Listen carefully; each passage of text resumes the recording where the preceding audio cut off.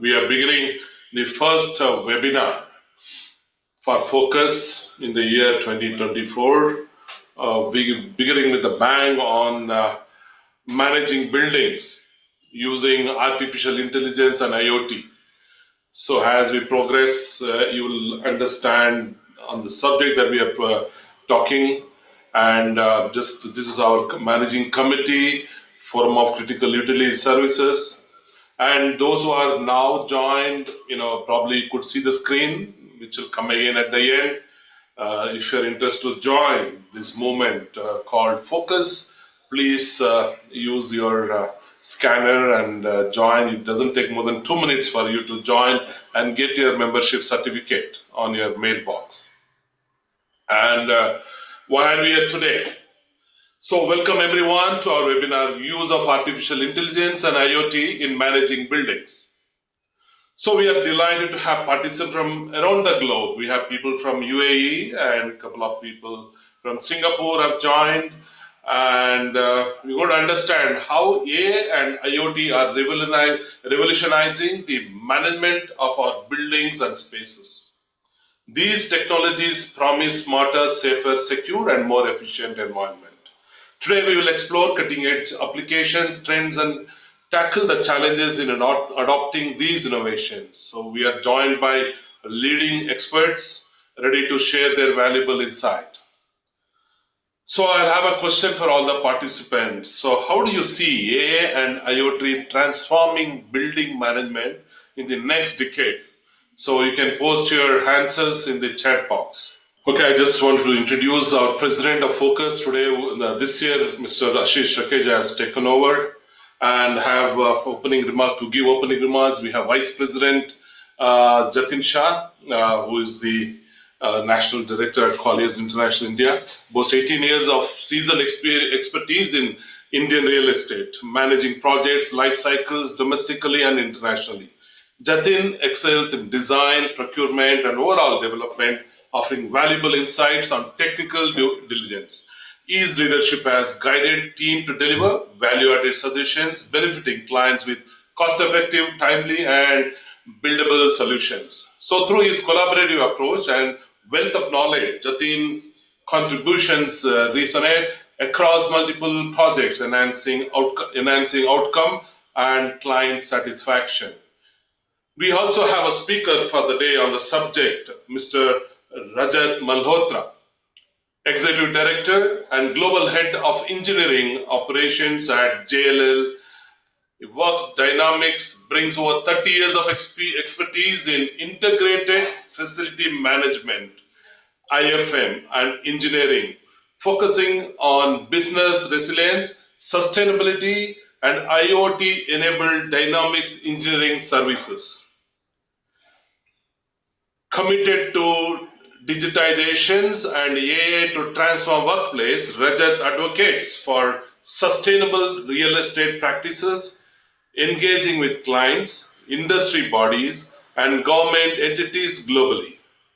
With background in the Navy's submarine arm, he has led numerous business excellence projects and is recognized for his contribution to green building through partnership with CAI and IGBC.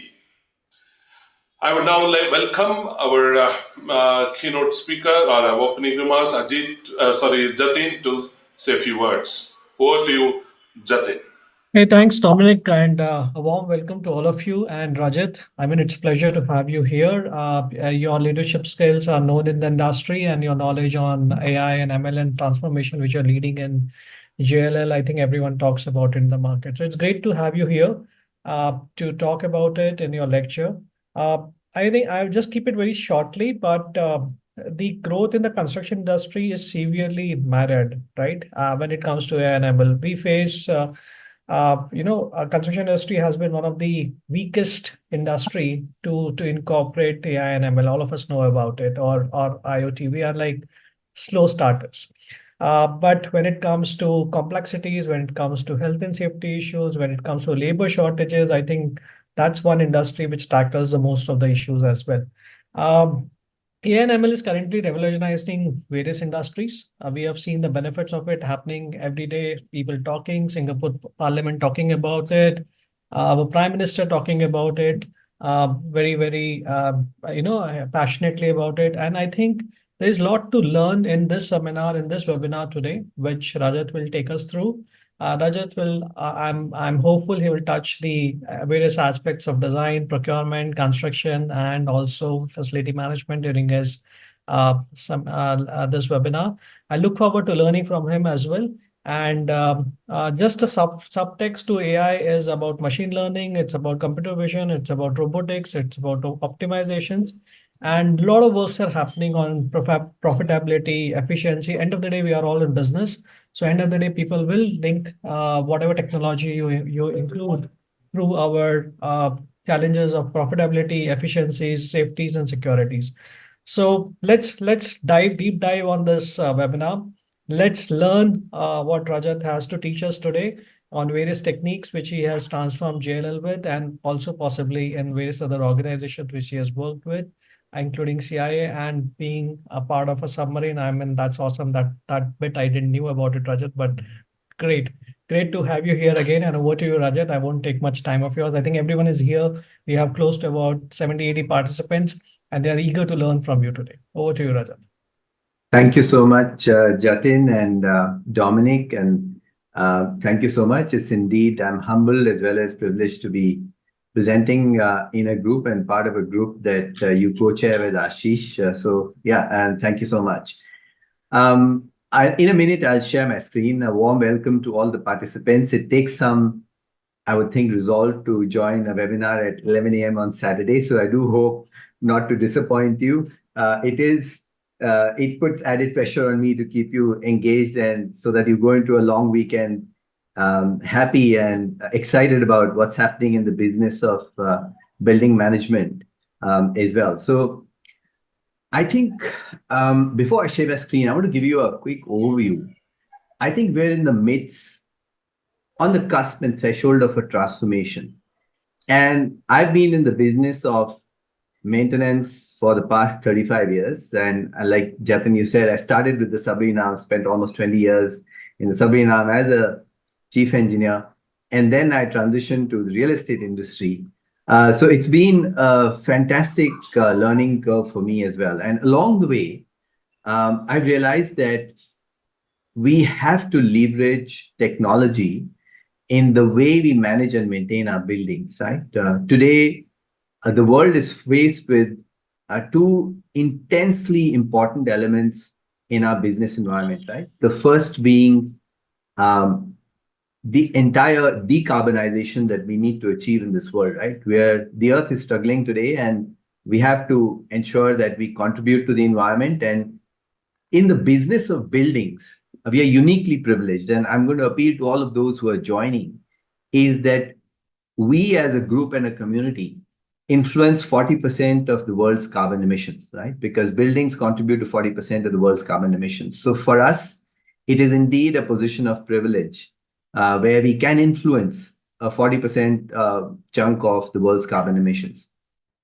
The second thing, which I think we are all facing today, and the video did touch upon it, is the hybridization of work. So occupiers and owners of buildings today are demanding a more dynamic way of delivering services, right? And why I say hybridization of work is driving this and is creating that market demand more than ever before is because if you look at the occupancy of buildings today, globally, it is between 20 and 40%. In some of our businesses in India, it's a fast growing economy. I think we're proud to be a part of the economy which is bucking the global trend of growth, and we are actually growing exponentially. In India, we are seeing still about 60% of return to office. Now, what is then driving building owners and occupiers to, in terms of their strategies of operating and maintaining buildings, is efficiency, right? They want to see cost optimization. From all of us who have been in the building industry and who are in the building industry, owners and occupiers want us to deliver services not like we used to pre-COVID, when you had a large number of droves of employees coming to the office. But today, when spaces are only 20 to 40% occupied, they are challenging us and saying, how can you maintain and operate buildings that are efficiently and more on based on the condition of the building, right? It has to be a demand-oriented maintenance and management of buildings. So with that, I'm going to share my screen quickly, and then we'll get cracking with the content as well. Okay, let me share my screen.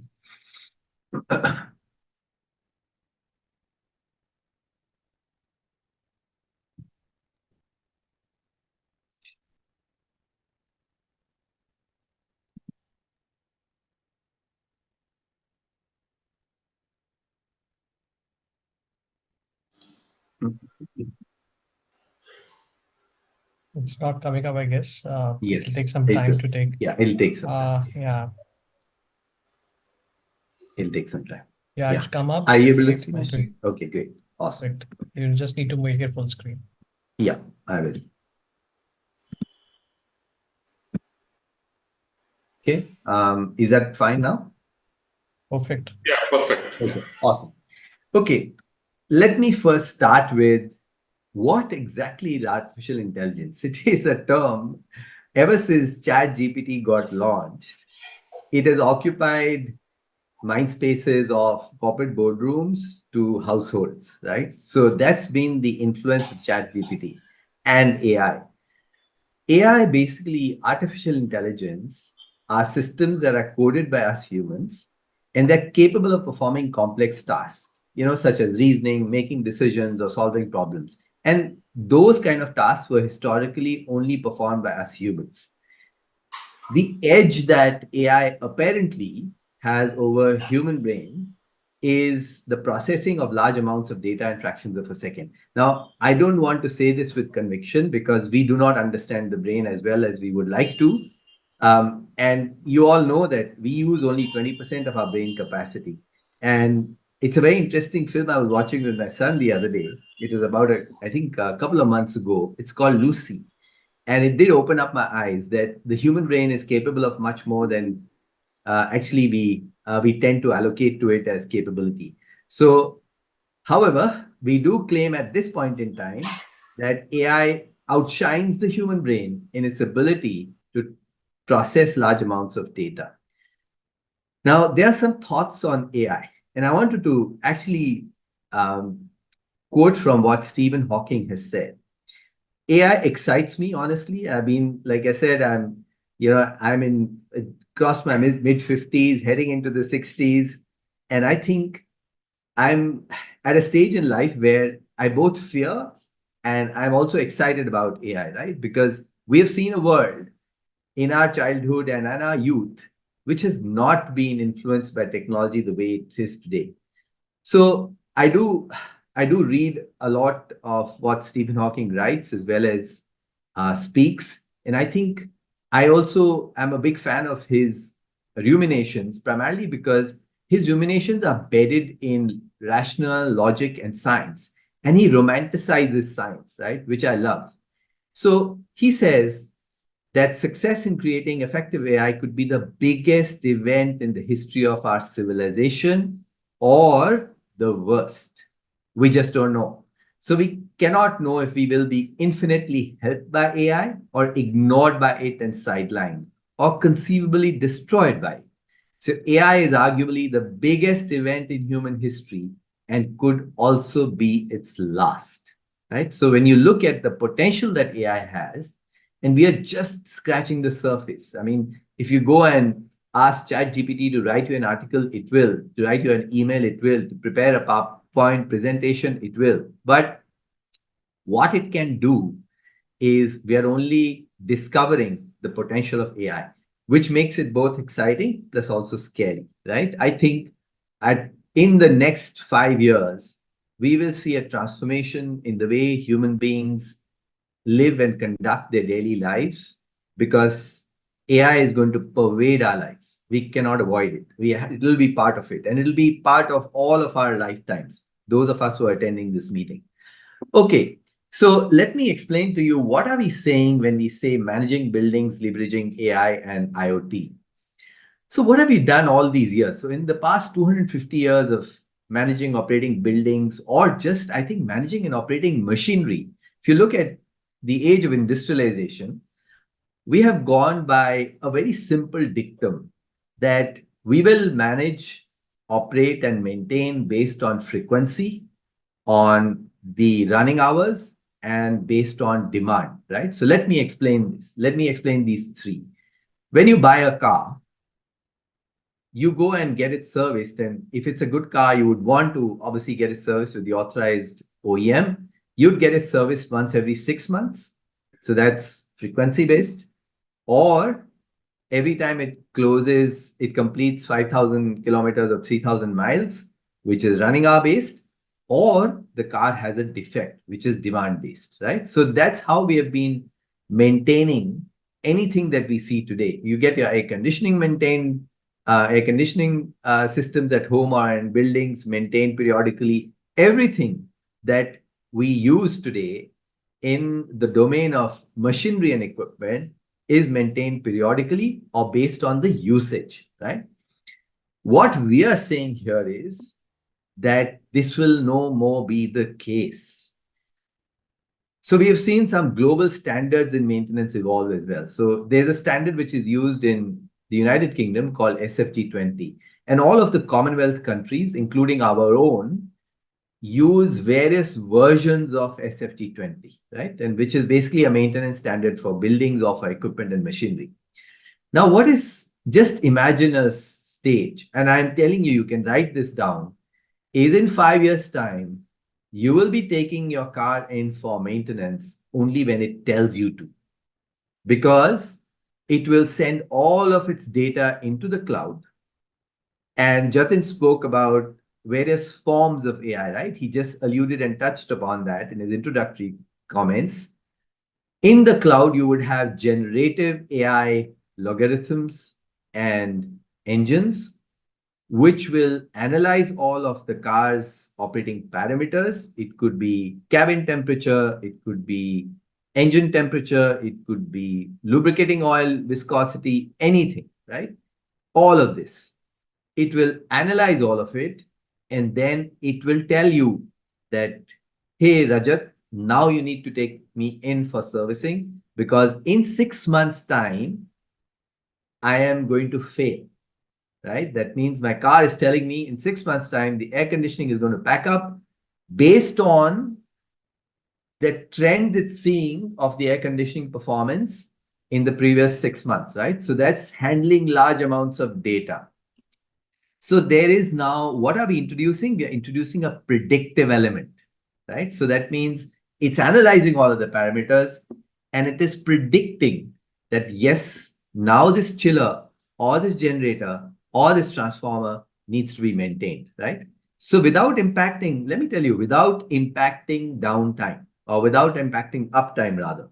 So the demand-based maintenance that we have seen is now transforming into predictive maintenance, replacing frequency and running hour based maintenance.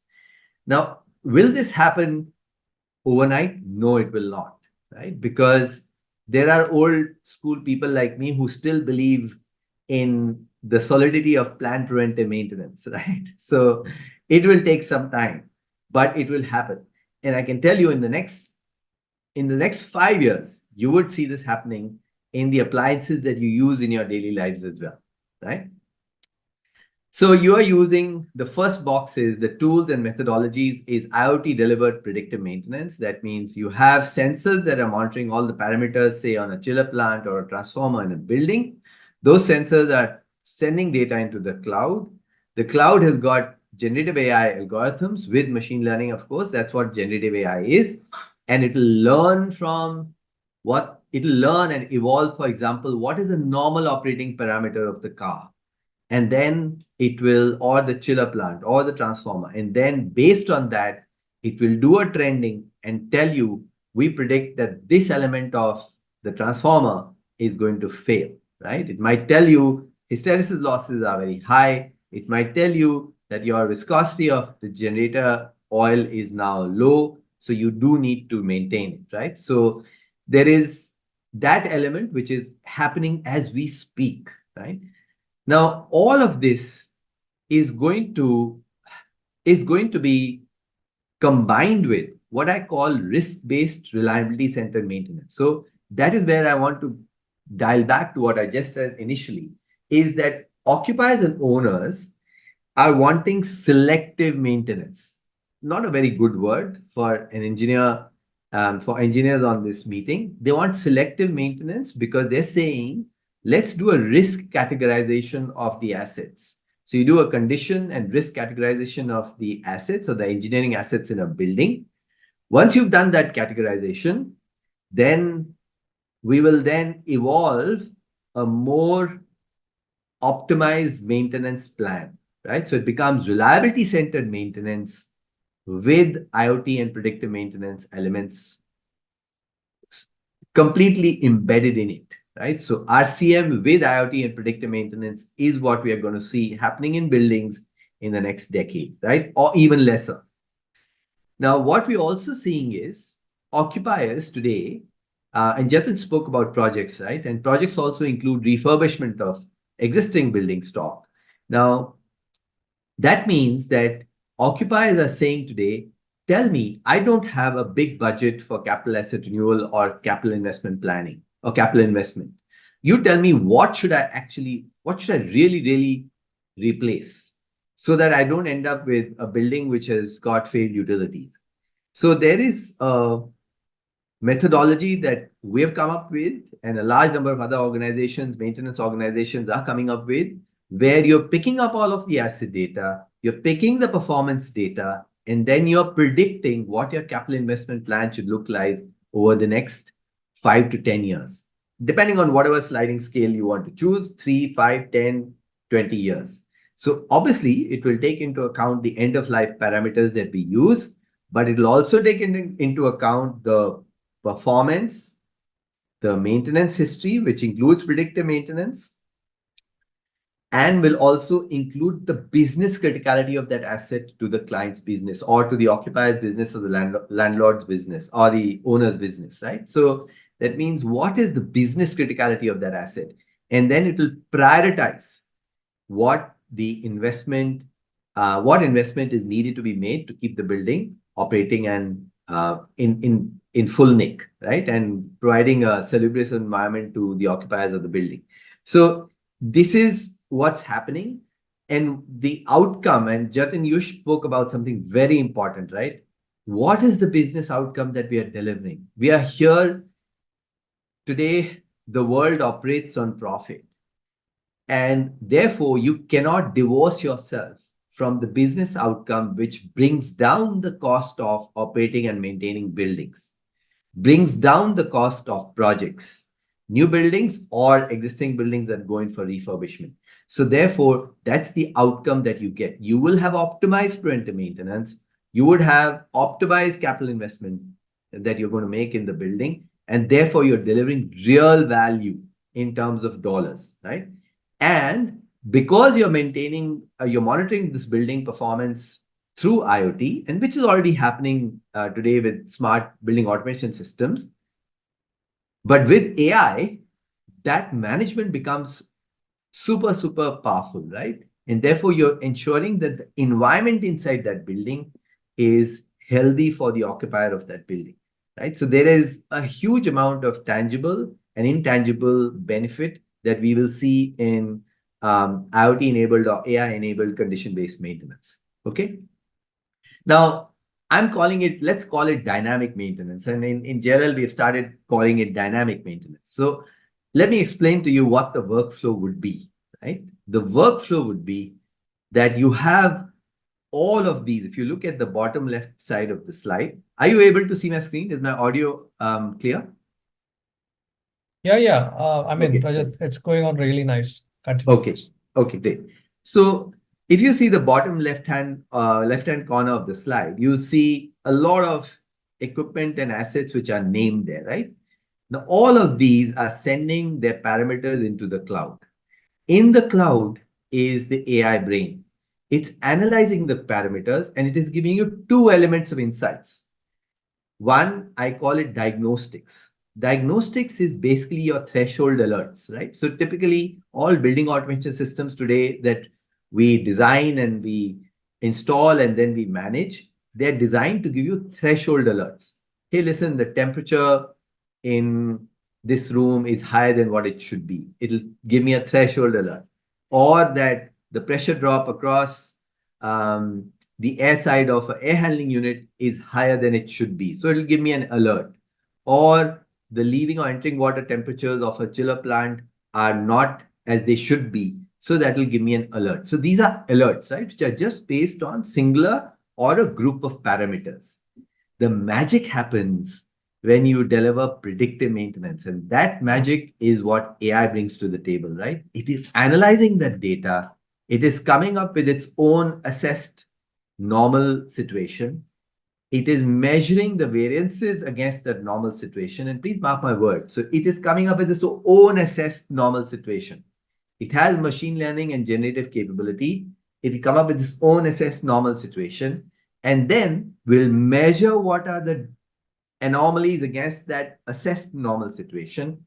We'll trend them and give you a predictive insight. Hey, listen, there is something going wrong here. You need to attend to it. And that becomes a predictive maintenance work order. How does that workflow get completed? All of you who've been in the business of operating and maintaining buildings, we have a maintenance management system like a CMMS, right? We upload our plant preventive maintenance plans on a CMMS platform. It will generate a predictive maintenance work order in the CMMS. Now, I'll take a small pause here. We do not want.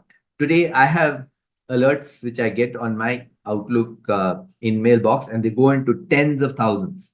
We do not want every diagnostic alert to be rendered as a work order.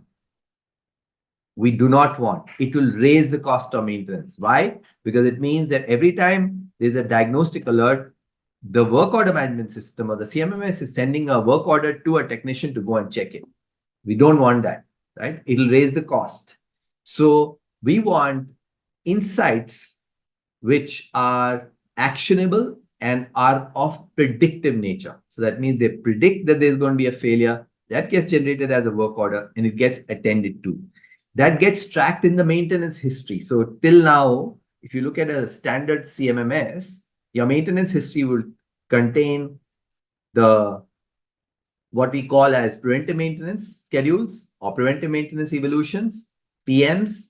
It'll contain reactive maintenance, that is RMs, and it'll contain corrective maintenance. What is corrective maintenance? And those of you who have been in the business of maintenance, corrective maintenance is I am a technician. I go to maintain a UPS. I find there's a problem in the UPS. I rate a corrective maintenance work order, right? So that's corrective maintenance, which I identify a defect during a plant preventive maintenance. That's corrective. So today, the asset maintenance history is all of these three elements. Tomorrow, it will have all of these three elements plus predictive maintenance. And the trend we will see is reactive maintenance will keep going down because you're now predicting failures, right? Eventually, in 10 years' time, your reactive cost today, if you look at global benchmarks, reactive maintenance costs varies between 7 to 20%, right, of your preventive maintenance. Sorry, I'm going too much into the details of maintenance, but all of you are here to listen to this since it was IoT and AI and managing and maintaining buildings. So this is a benchmark, right? So if the plant and kit in a building is in poor condition, you'll end up spending 20% of the 20 or more percent of the total preventive maintenance cost in reactive maintenance, right? But if the kit is in good condition, you may spend only about 5 to 7%. Now, we are hoping eventually reactive maintenance will peter down to 1 to 2% because you're predicting failures. You're not waiting for an equipment to fail, not allowing an equipment to fail. You're predicting failures. There's a lot of development which has to happen, but you're seeing the space of development. And that scares me because in 10 years' time, all of this is going to happen. I mean, I'm 100% confident from what I've seen. We as a firm have a fund and we are investing in startups as well, which bring value to our our own business environment, the client's business environment, and I'm seeing the kind of smarts that are coming through those platforms. Okay, so this is basically to explain to you what that workflow of dynamic maintenance is. Now, Jatin raised a very important point. We are in the business of managing cost and maximizing profit. Let me let me first dispel this myth that we have been, technology people within our domain have been selling to us, who are basically the technicians and engineers like me who come with a blue duffel bag to maintain your chiller plant. I am that person. So I've always looked at when a technologist has come to me and said, we'll create a digital twin of your building. I've always looked at that with a bit of consternation. I said, what will you do with that digital twin? What is the outcome that you will deliver with that digital twin? What's the business outcome? How are you going to reduce cost? How are you going to maximize profit? How are you going to make your maintenance efficient? How are you going to improve business uptime? So all of that, I would think those of you who hear that from a technology company, you should take that with a pinch of salt. It is those guys here who are managing and operating buildings who have to partner with the technology companies to deliver the business outcome. So that means we'll have to partner with those platforms and deliver the business outcome. And it's a very important element because once you partner in the projects phase, when you're designing a building, your design will be that much more focused. That means you will not add sensors where they do not need to be added. That's very, very important. I'm really, I want to stress upon this.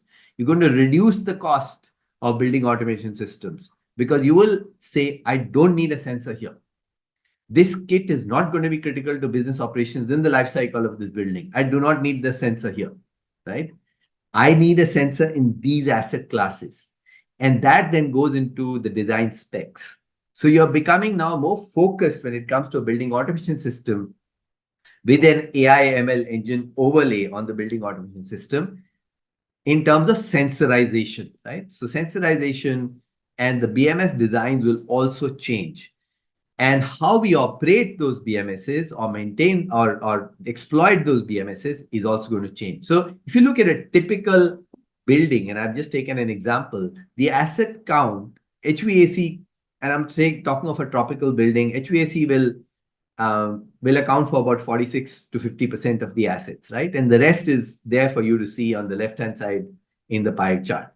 Now, what we are saying is, let's look at all of these systems, identify what is going to deliver a bang for the buck, right? Which is why in the first slide I said, I'm going to talk about business cases here. What is going to deliver a bang for the buck? Am I going to create this mythical digital twin and deliver bang for the buck?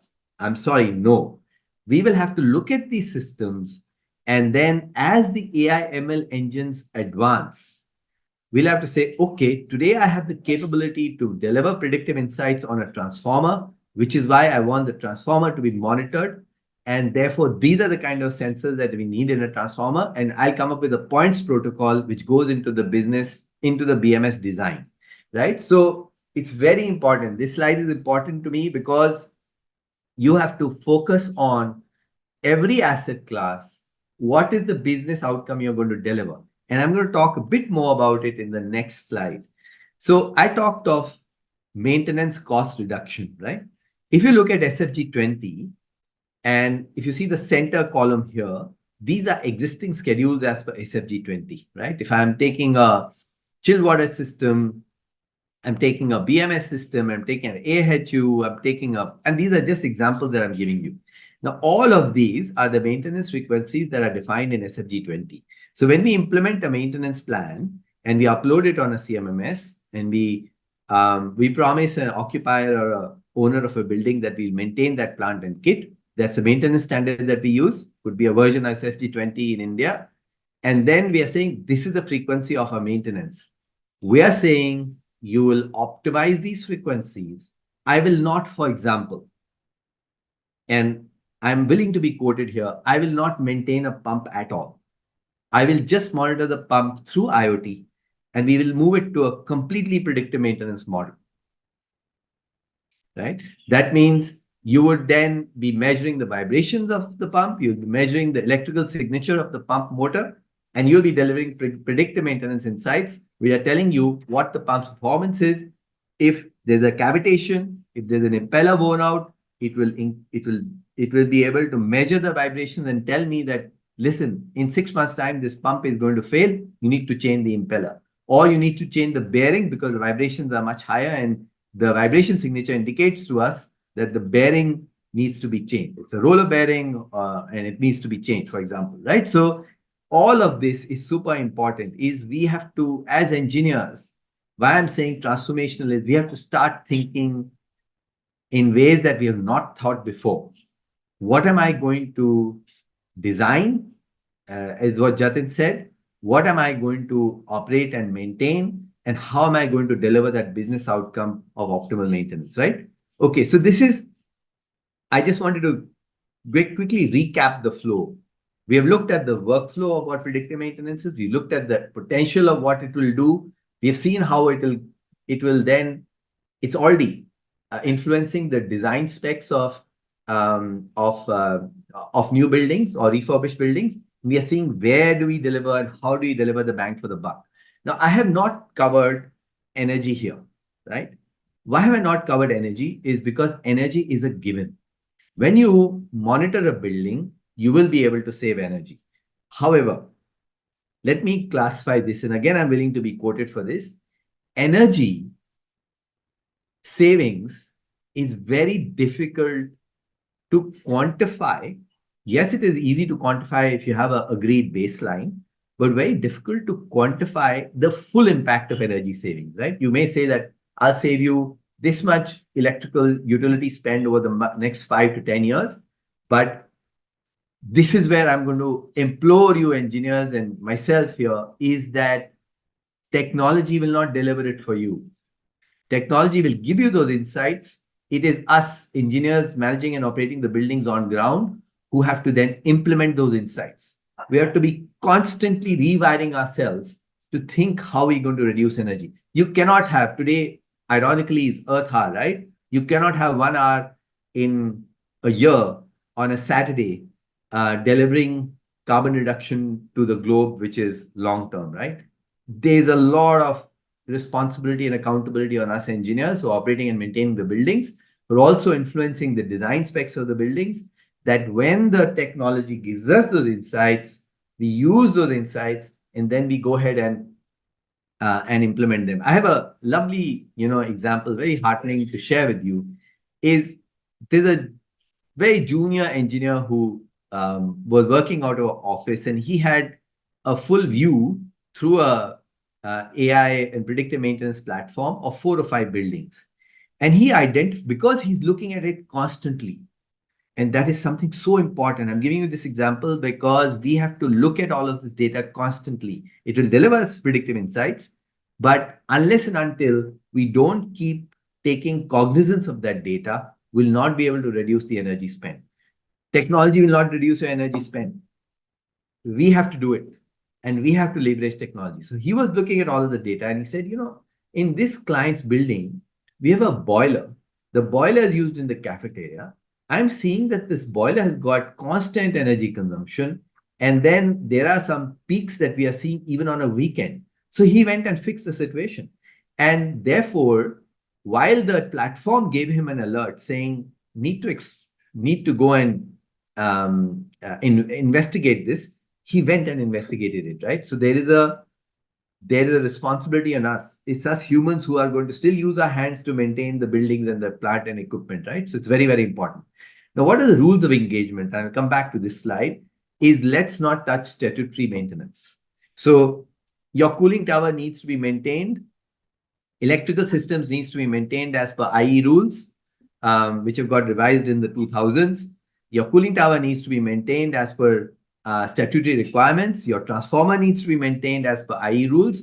We will not mess with that. You have to be compliant, right? And that's why owners and occupiers of buildings trust us. So you will do modulation of frequencies and optimization of frequencies only in those areas where you don't have a statutory compliance implication, right? So that's something which I want to leave as a thought here. I know there could be some questions on it. So I'll quickly go on to a case study where we have a large occupier. We have actually now we have 16 sites, and you look at the bottom left corner, we have 16 sites which have got now predictive maintenance platform installed. And so what we've done is we've installed this platform, we've built on this platform, we've invested in this company through our PropTech fund, which is called Spark. We've put our IP into it as engineers as well. And what it is doing is it's monitoring all of what you're seeing in the bottom left corner. It is then providing us predictive maintenance insights, and we've been able to reduce. We have been very, very, I would think, radical. We have gone ahead and reduced our manpower there as well significantly, right? So in a lease space, we do not have any technicians, right? We have only a shared pool of technicians which get these insights. This is not an easy journey. I can tell you that it has taken. I lost a bit of my hair as well over this. It's not an easy journey. I think it takes a village to do something like this. Not one individual can take complete credit for it, but it takes a village to do something like this, right? So we have reduced the tech count. And like I said, it is transformational. Therefore, the adoption is going to be, I would think, is going to be dependent on a lot of parameters, right? Some of the occupiers and owners of buildings are not willing to take that risk, right? Because the faith in AI ML is not where it should be. And it will take some time. This is evolving technology, but in the next 10 years, I can tell you, most of the buildings will be maintained based on condition, right? Now, this is a very important, this is my last few slides, and I know there's some questions which are going to come up as well, and I don't want to exceed time. So there's an important element of just very simple element of cleaning or housekeeping, and we're calling it IoT-enabled hygiene services. You know, I had a chairman of our company one day walked up to my desk and told me, he said, Rajat, you can put as much technology as you can in your buildings. What is going to keep you awake in the night? And I'm saying this for all the facility managers who are on this meeting and this call. What is going to keep you awake in the night is a washroom that is stinking, right? And he's right. Actually, he's right? So we have said, let's monitor, for example, and that's how it's so important to be focused in your use cases. There has to be a business outcome that should be delivered.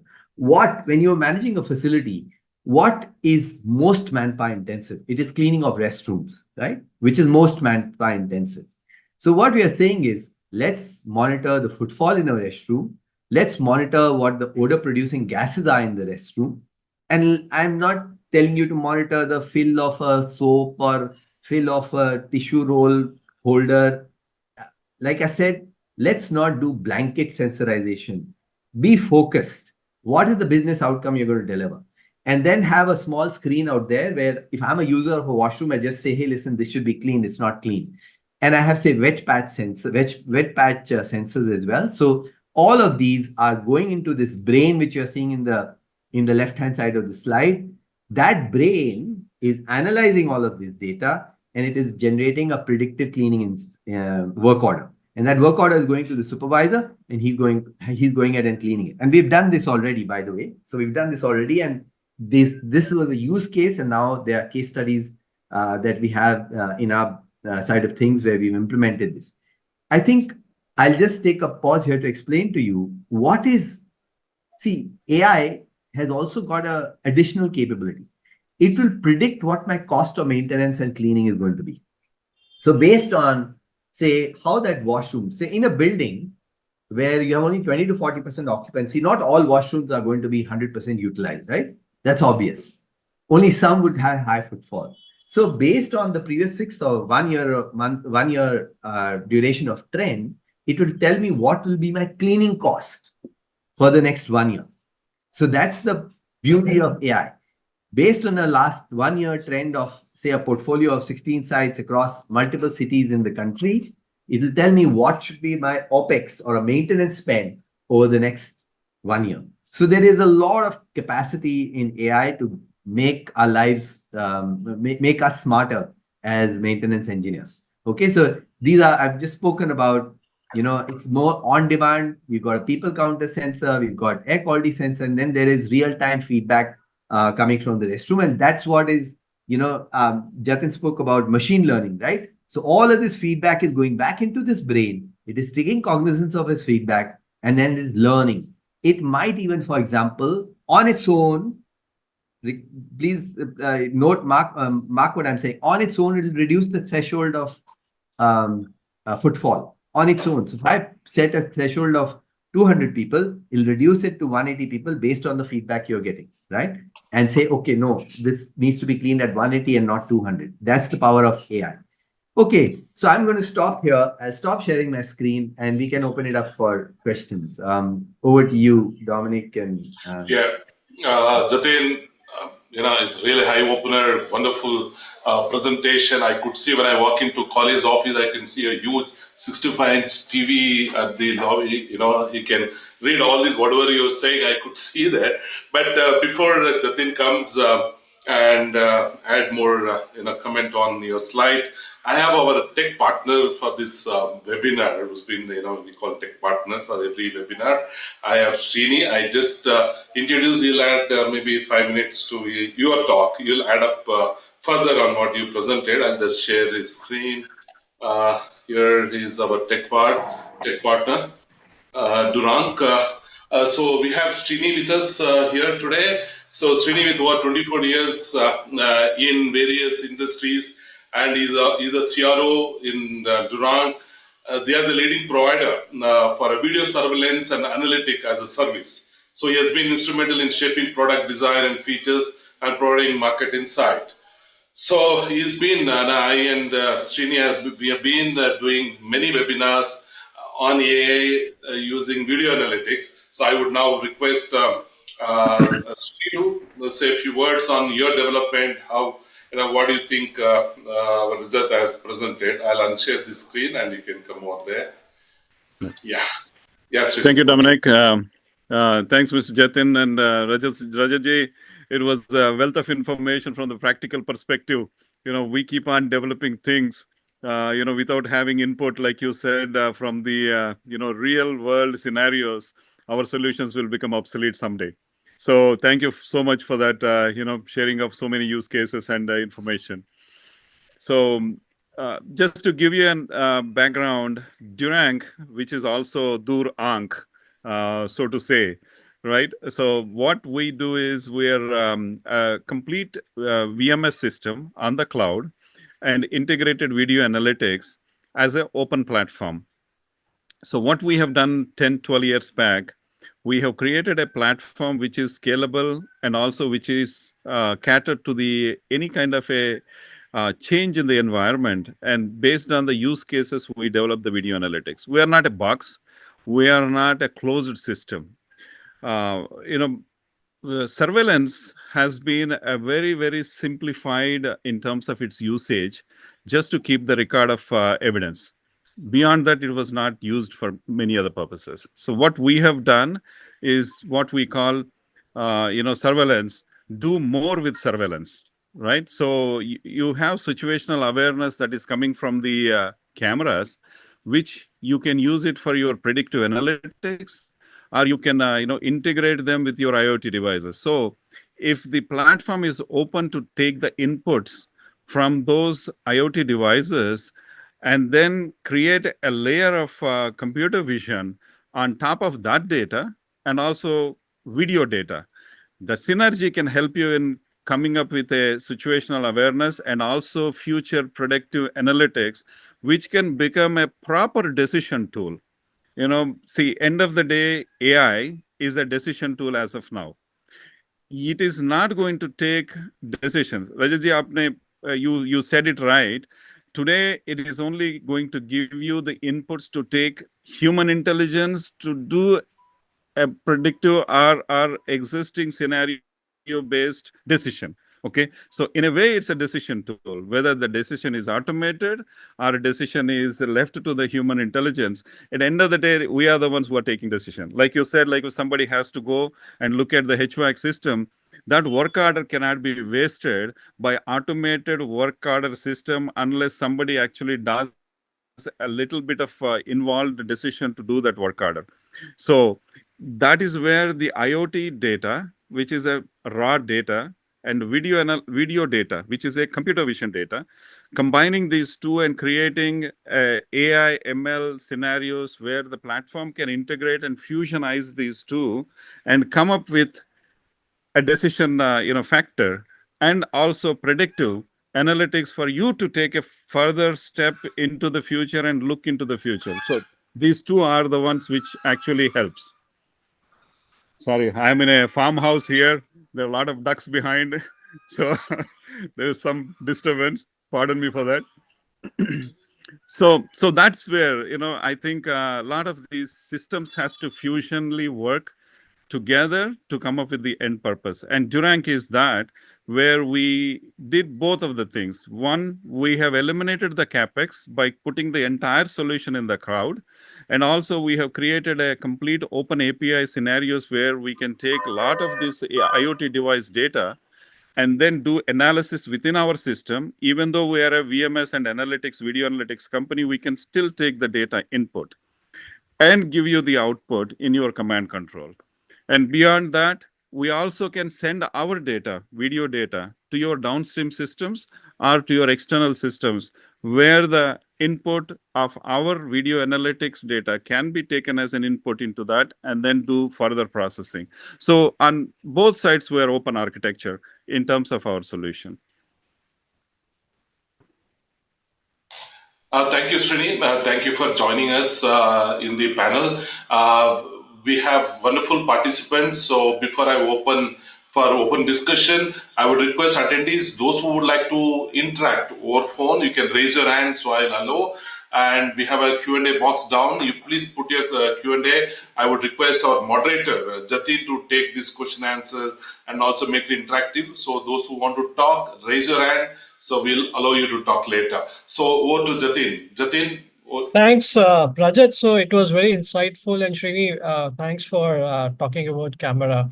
A lot of questions are coming up. And I think the first question came from Mr. Jagdish. And it's a very right question. Mr. Jagdish mentions or asks for about where are we with respect to the codes, right?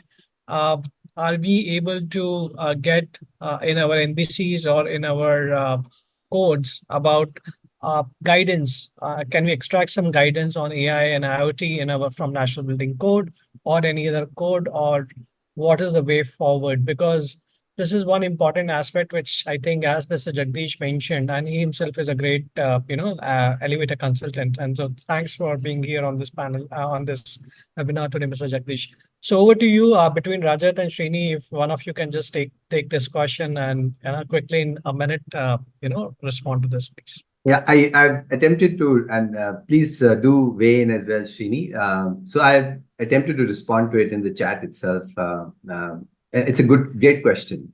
So currently, if you see, National Building Code does not address AI and IoT to the extent it should, keeping the next 5 or 10 years as a window of vision. However, it's come a long way. So if you look at National Building Code, it has a separate section on sustainability. It talks of IoT. It talks of use of analytics to drive efficiency in building. So there's definitely guidance that you'll get in the NBC. I think the other code to watch out for, and Ashish Rakheja is involved in that, is the ECS-DC, which is the Energy Conservation Sustainable Building Code, right? And that building code will definitely have elements of IoT and AI and how you leverage those as well, right?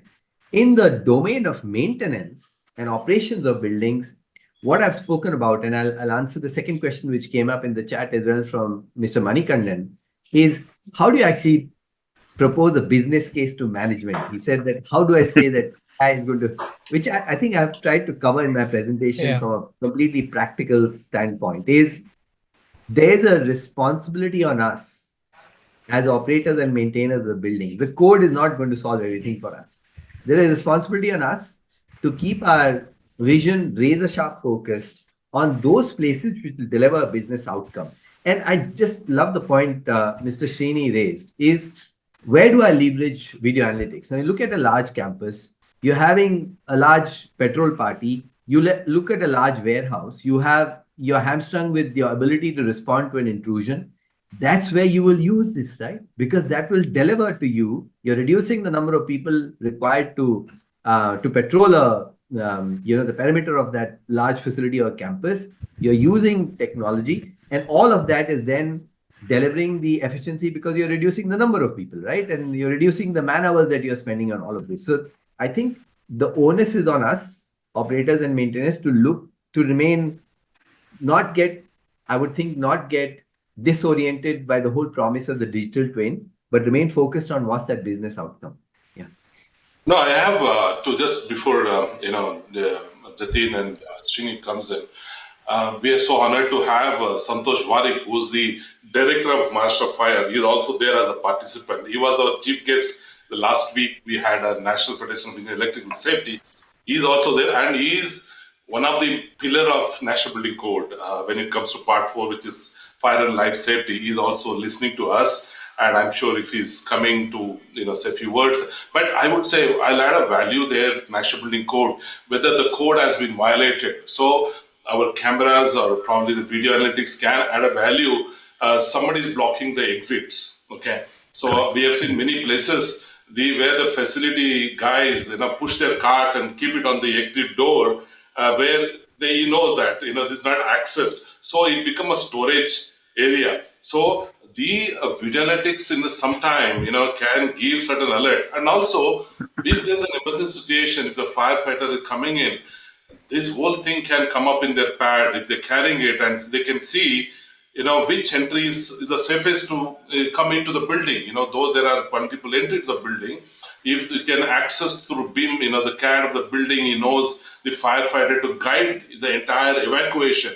So in many ways, IoT and ML can play a role in using the code and also directing the evacuation method. So just wanted to add, Santosh Warik sir, if you're listening, I'm so happy that you are there.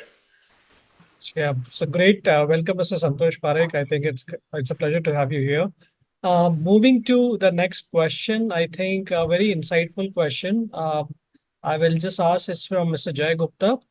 How we can optimize building smoke management system using AI and IoT, and particularly in case of high-rise buildings and large healthcare facilities which have sizable critical patients. We have seen this happening overs and overs, even after so many years of good engineering practices. We see every month a fire in our hospital. So it's a great question on a building smoke management system is using AI and IoT. So yeah, both you gentlemen. I mean, Shini, if you want to pick up this, and then I will, Rajat, if you can just add to this point. Right. See, me and Dominic does conversations on continuous basis in this fire, evacuation, how effectively we can do. A lot of times, fire got a character, smoke got a character. Yeah, with video analytics, there are a lot of variations that can happen in terms of how you actually predict and how you actually react in response to that.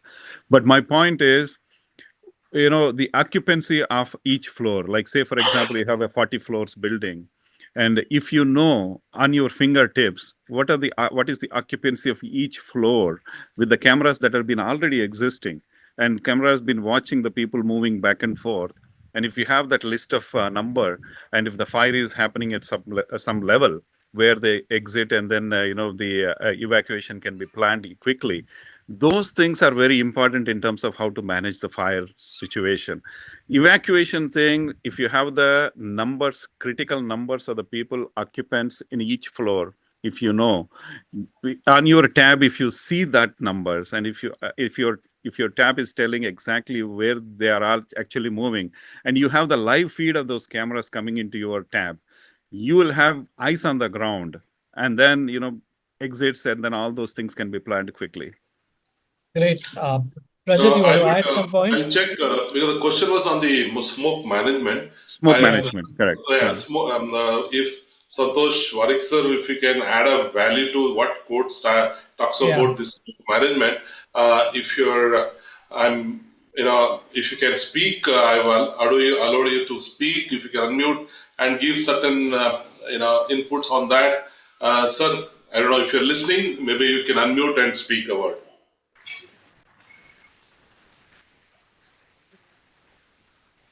Okay, we'll park it Rajat, and we'll move Rajat, you on. want to pick up this? Yeah, I think to me, when you look at smoke management, um, I would think it is fire and life safety related, right? So there's a statutory compliance and a life safety element which is attached to it.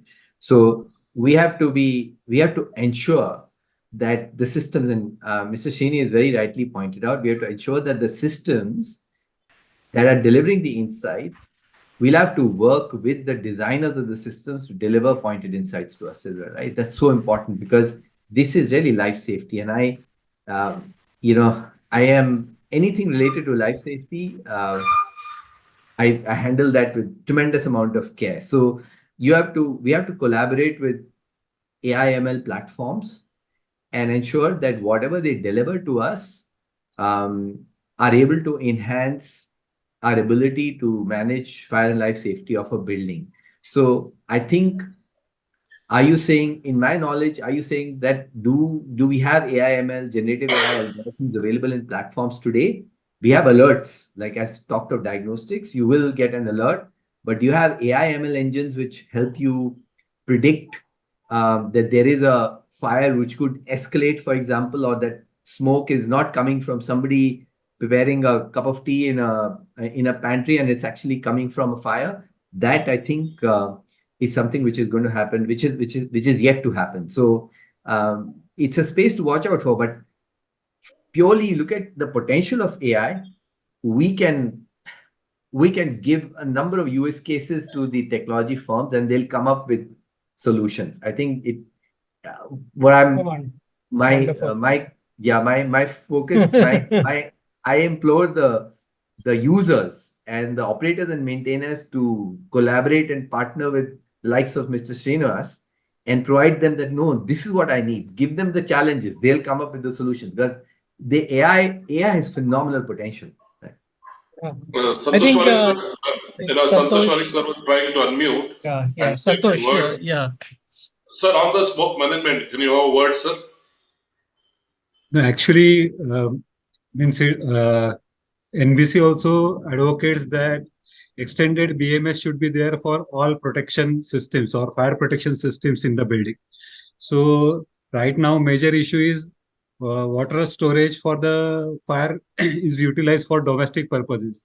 So we have to monitor the levels of the water tank, whether the fire pumps are in auto mode, whether the detection systems are means linked with the nearest fire services. So your alarm system, your every important components of the fire protection system and fire prevention system should be monitored 24/7. So Maharashtra is the first state which we have adopted the IoT-based fire protection system monitoring for the certain types of building. For residential buildings 70 meters and above, and for all other buildings 30 meters and above, should be monitored 24/7 through IoT systems. So these rules will already act has been amended and rules will come up within 2 months time. So we are going to monitor it 24/7 for all these types of buildings. And already we have the system, but maintenance is the real challenge. So in given time, the system will not work where it is really required to work. So that is the practical problem what we face as a firefighters while responding to any fire emergencies. So IoT will definitely will help us to monitor the system. The system is in whether it is in proper working condition or what. And if any non-conformities are there, certainly at the initial stage it will flag to the local owner occupier and then to the local fire services, and data can be generated, and we should means direct the owner occupier to do the corrective actions, and so that the system will work in real time and we will put it in a position to save the precious life. Wonderful, sir. Thanks for this great insight and look forward to having these rules implemented, I think, across the country. I think that's going to be a great way of doing that. Thanks for a wonderful insight, Santosh, Thanks, sir. thanks. Yeah. Thank you, sir. I think Nanjapan has a question, and if you can unmute Nanjapan, I think, and we can bring him here, followed by Rohit, Dominic. Yeah, Nanjapan, you wanted to say something? You can unmute and speak. Uh, I think Rohit is also here. Rohit also wanted to say Yes, sir. something. Rohit, yeah, please go ahead. Good afternoon, sir. So I'm Rohit Khare from IIT Kanpur. Sir, my question is related a little to the power sector. Sir, is this AI technology is applicable to optimize the cost of generation? Because as if we are talking about different things about the assets in a building system, so my concern is related with the generation plant. Because why I'm asking this question is because recently government is planning to implement the resource adequacy in our India, which basically aims to maintain the national peak. Because what the distribution companies are doing, they're sending their distribution share of the energy to the NLDCs, and on the basis of that, they are maintaining the aggregate capacity of to maintain the optimization or optimal peak. So once we can optimize the generation cost, we can efficiently use the power by each and every distribution companies. So then in that case only we can achieve the target. So is it applicable with the help of AI to implement such kind of things in that? Let me, I'll answer this question in two parts, and feel free to jump in as well, Santosh ji as well. So there are two elements to this, Rohit. The first is the generation side, and the other is mostly the grid management, right? So if you look at it, our grid today, our transmission and distribution network is not efficient. We have amongst the world's highest transmission distribution losses in the world. So when you're looking at smartening up the grid, and given the focus on renewables, you're seeing that when it comes to injection of power into the grid, you have very high peaks during the daytime, right? We have 300 days of sun. We have a huge focus on solar. So there is a huge work that the Ministry of Power is doing to leverage IoT and AI to really smarten up the grid, right? So if you're going to smarten up the grid, then you're going to reduce the transmission and distribution losses. On the generation side, look, the real thing is that we still generate 70% of our energy through thermal power plants, right? So I'm not the expert in thermal power generation to give you insights on how we are able to enhance the efficiency of thermal power plants, but I worked on steam systems in my previous career, and I think yes, when you're looking at steam systems, just simply managing steam inventory and managing steam superheat and managing that expansion through a turbine, using all of the data and therefore reducing the generation of heat on the boiler side is easily doable, right? AI ML engines will be able to achieve that.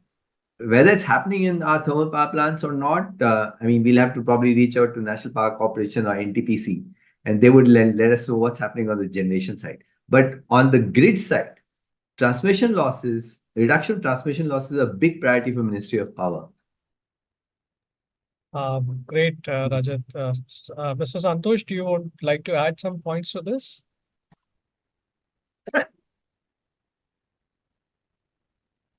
Okay, move forward. I think Nanjapan, if you're there on the call, you can unmute yourself and ask a question.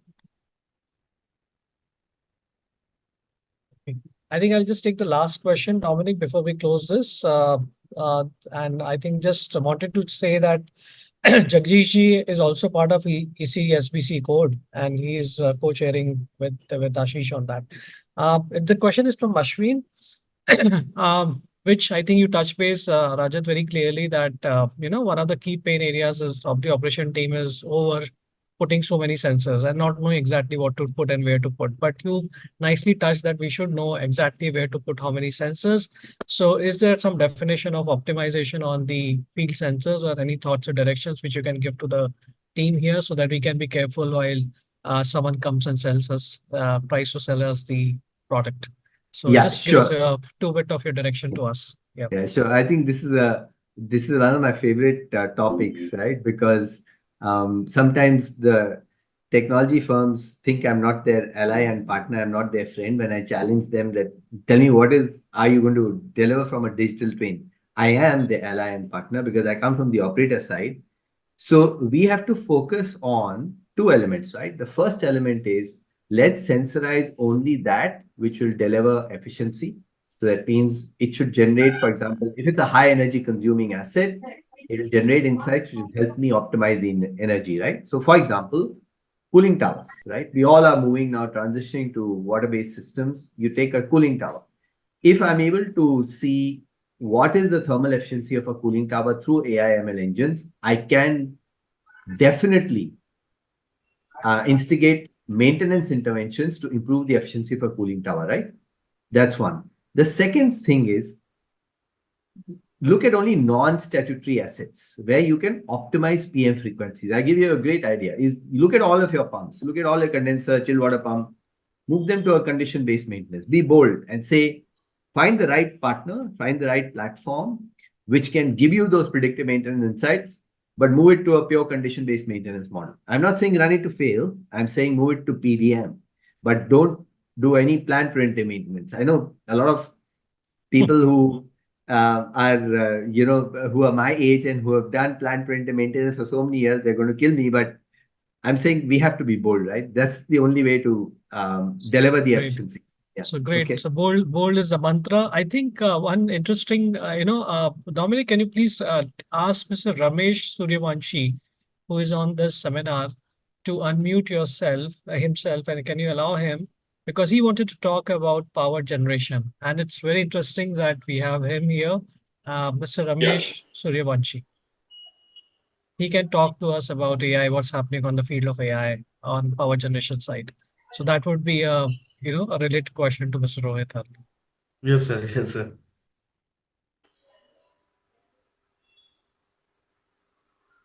Go ahead, Mr. Ramesh. Mr. Ramesh, please, over to you for your views. Yeah, thanks a lot. It's a great session on artificial intelligence. I go all over the world. Presently, I'm working on connecting UK to Scotland with the voltage source converter 2 gigawatt, giving engineering support with Mitsubishi, and a lot of synchronous condenser power traceability. Let me Wow. tell you one thing, power generation. We are in the process of energy transition.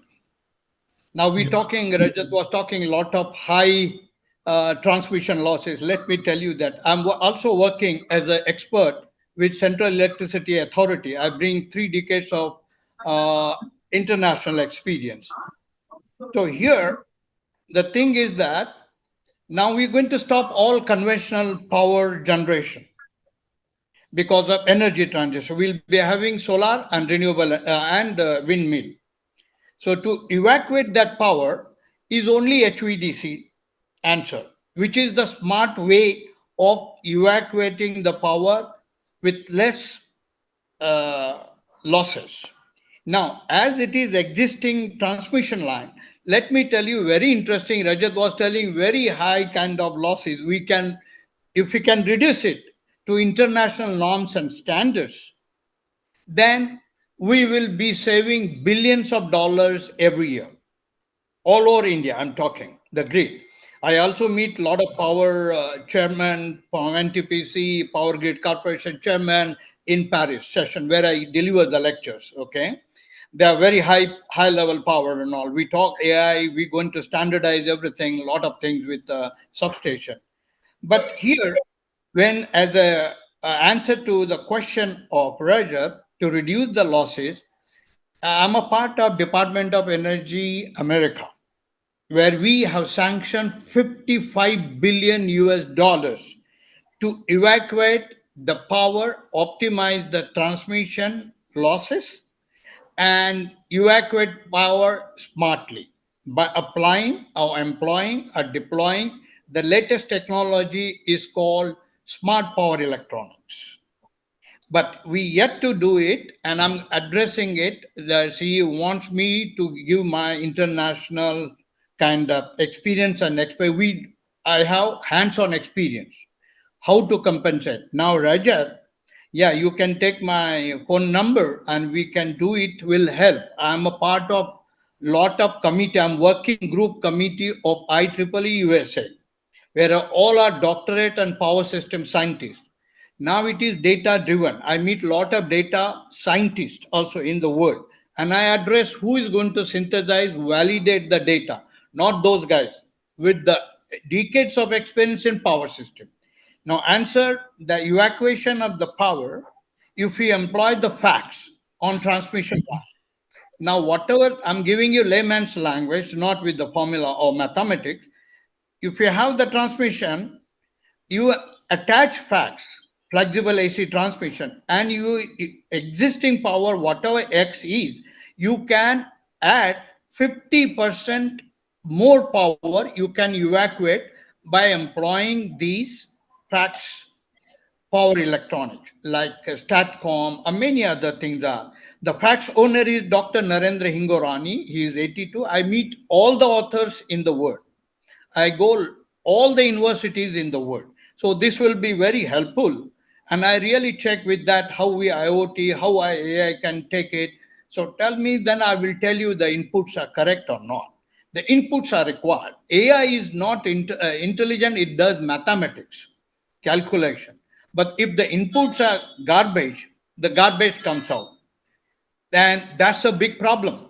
So we are addressing very, large way in IEEE USA also artificial intelligence. Yes, as the Rajat showed that thing with Hawkins, Stephen Hawkins. I met him in Tata Institute of Fundamental Research when he had come for string theory. Very good brain, no doubt. I captured that thing, Rajat, this one. Yes, whether it is for use or is for destruction. So we, after us, it is on. But now it's very important. All MSAB chairman also I made all this utility you see, all junk transmission. We are losing crores, billions of dollars every year since because we are not employing smart evacuation method. We can still do whatever exists in transmission line, just few investment, few percentage, and evacuate more 50% power on existing line. So that will be great. Now I'm just telling, quantifying 20 to 30, 50% we can do depending upon what kind of your conductor, thermal, we do the system studies. And we have completed 25 billion US dollar projects. This Tata, and I told them, just don't move the papers, copy and paste. $1 billion, $2 billion, $10 billion का project करे, show me the technical part of what you contributed. And I'm attached to all IIT.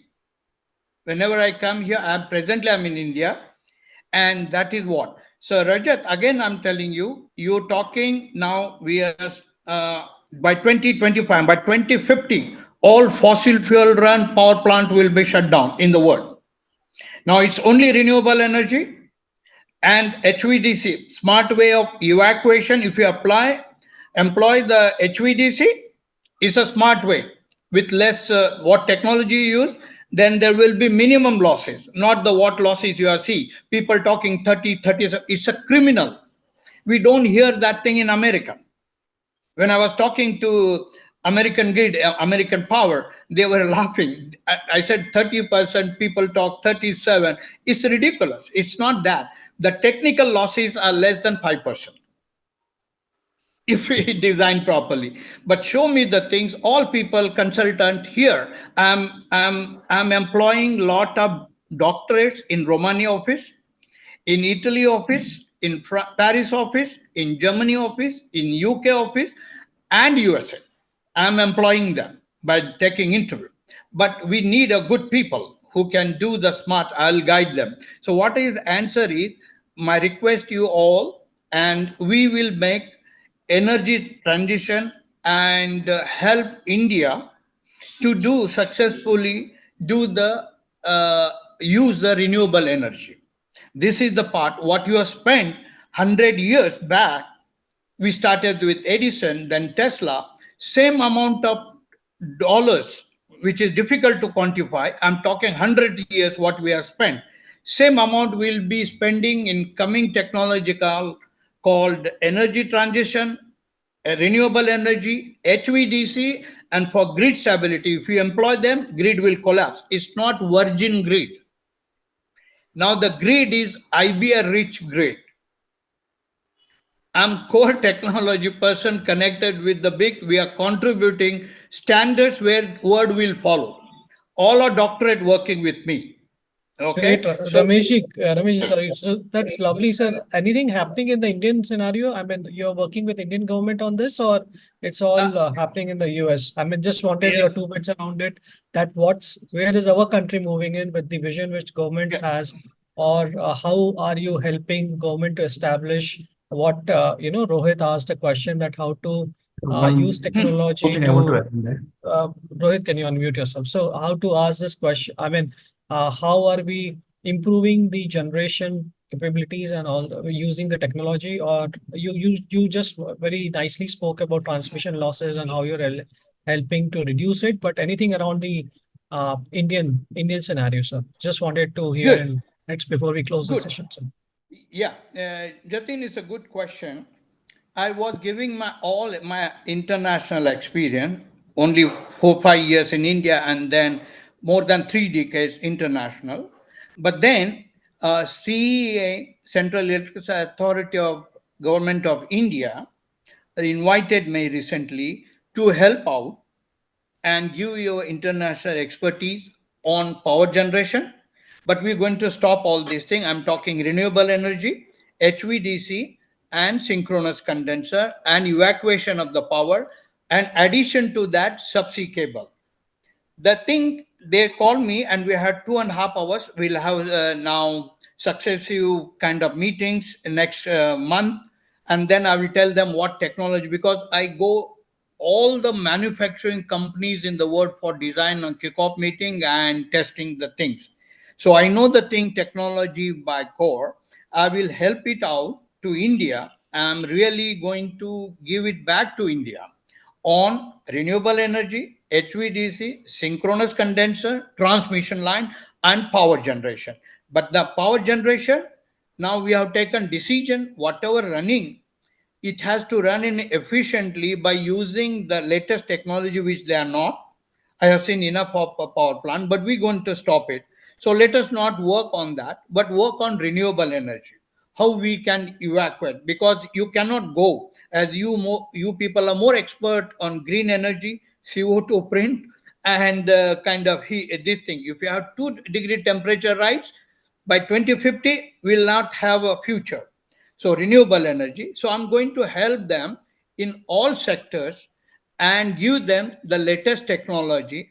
We are trying to form the committee for these kind of things and run it forward, which will help India to become good in this. But let me tell you, Jatin and Rajat and what Dominic, as you know, anything if you want to do, you have to do a lot of investment, and then you think about return of it.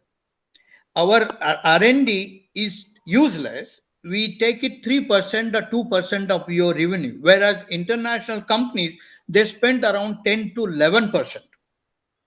So you get a breakthrough and you use them and get the use of it and returns of it, right? When you employ the latest technology, you get the best result. It's simple.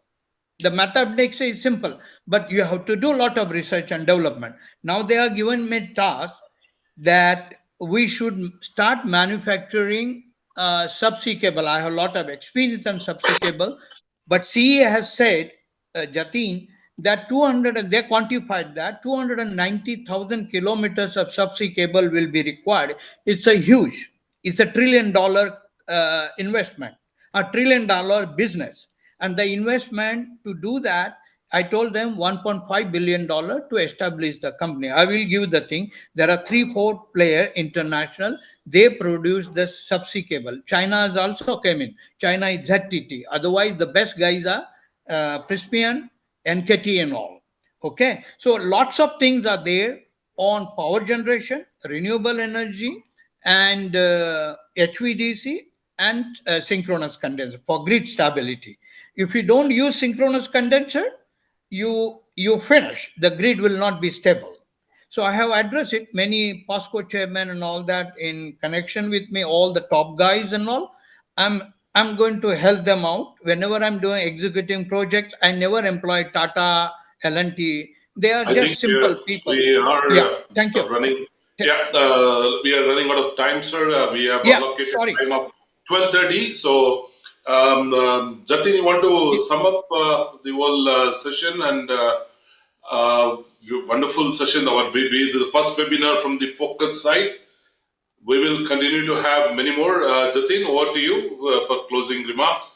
I think Hmm. we had a very interesting discussion around during the Q&A. I thoroughly enjoyed your session, Rajat. You were very insightful on how the world of maintenance and predictive maintenance is moving, and what steps, as you and your chair at JLL are taking with startups to ensure that the right products are implemented at the right stage.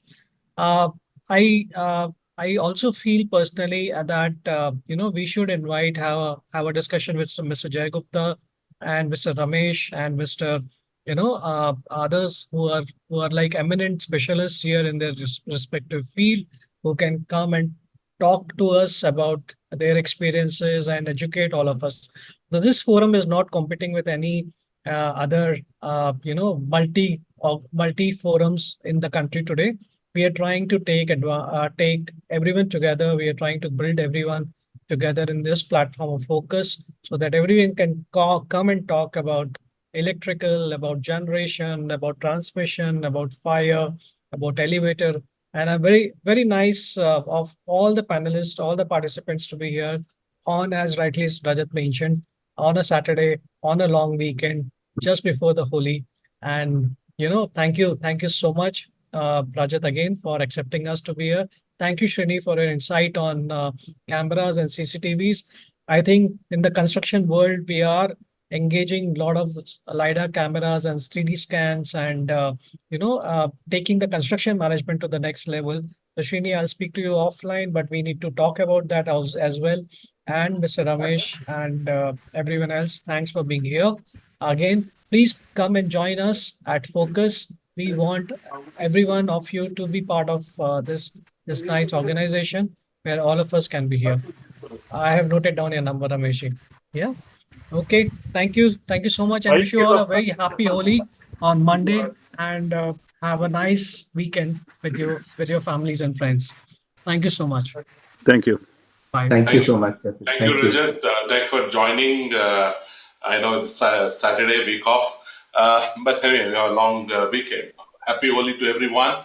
Have safe Holi, and we Safe look Holi. forward to see you again. And we'll have another session in the month of April soon. Thank you so much. God Yeah. bless you. Have a wonderful weekend. Bye-bye. Bye. Thank you.